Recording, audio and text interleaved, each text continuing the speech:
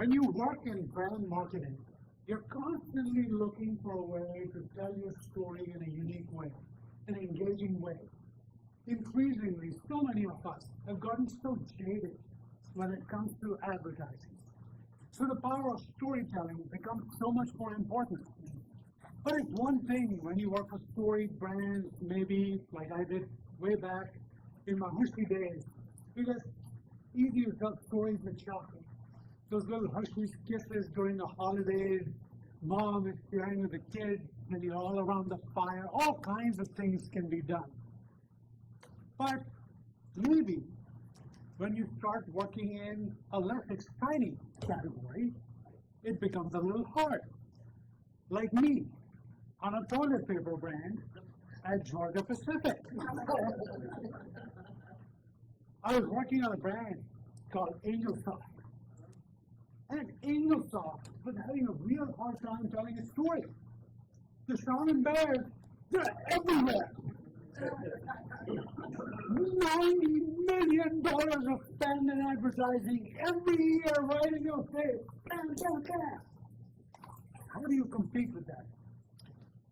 And then one day, we had the good fortune of getting some excellent storytellers who had started their career in Hollywood. And they came in and talked to us about a concept that transformed how we started looking at our brands. He started, Jim Hardison, my mentor guru when it comes to conflict-driven storytelling, by walking us back into 1993, talking about one of the best movies of all time, Sylvester Stallone's Toastmasters. All three kinds of conflicts are present in that cinema. Character versus environment. The man is climbing in the Rockies in his t-shirt with better clothes because he's Sylvester Stallone. And we are not. Second conflict, character versus character. There are these villains. They've lost suitcases full of money that is dropped into the Rockies. That's why mountain climber Stallone is helping them out and taking them out one by one. Character versus character. Still doing that in a t-shirt because he's Stallone. And we are not.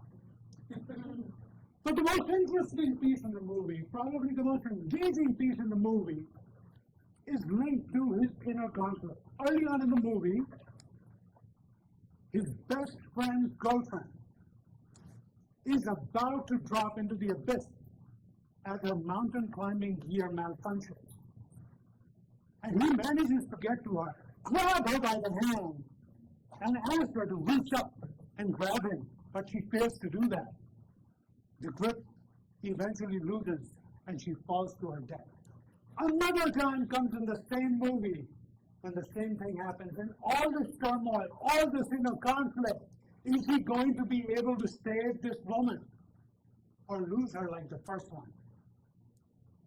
And of course he does, because he's still on, and we are not.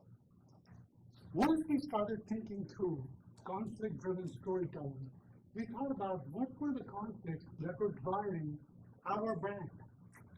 And without giving away proprietary secrets, for AngelSoft, we found the inherent conflict in the brand was it was a value-oriented brand.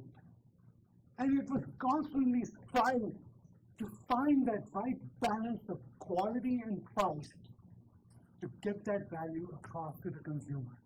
Once we started thinking about that conflict, fertile territory after territory emerged, and the advertising agencies brought such amazing campaigns that AngelSoft remains the definitive #1 brand in the value segment, despite what the Shaman Bears keep trying to do. Host,